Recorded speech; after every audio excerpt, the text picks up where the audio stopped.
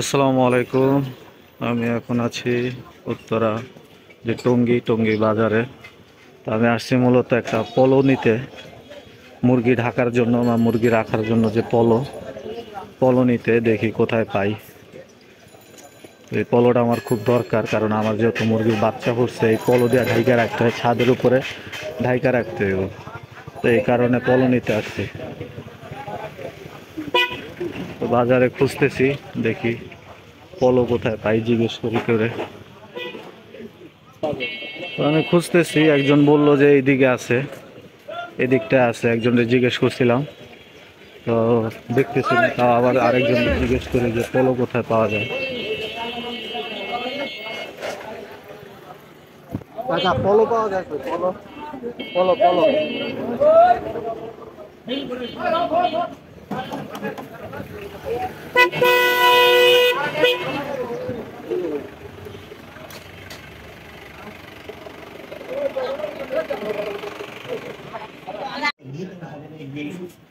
টঙ্গী আসছিলাম, তো খোঁজাখুঁজির পর পলো পাইলাম।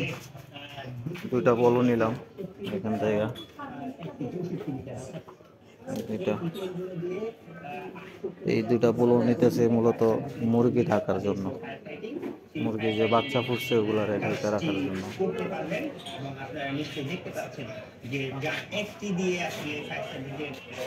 এটা হইতেছে দোকান বাজারের ভিতরে।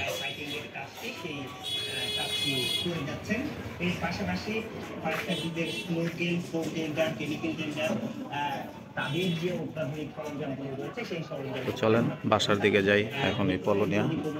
যাতে আমি বাইক নিয়ে আসি না, রিক্সা নিয়ে আসছি। তো আলহামদুলিল্লাহ, বাড়ি চলে আসছি।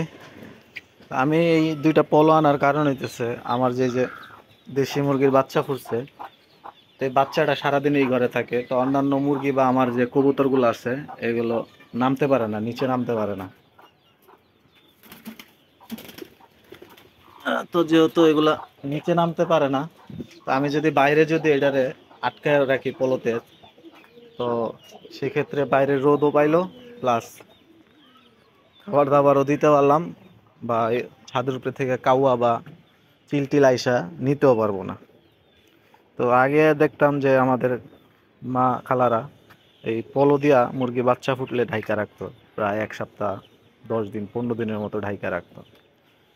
তো যাই হোক, আলহামদুলিল্লাহ অনেক খোঁজাখুঁজির পর পাইছি।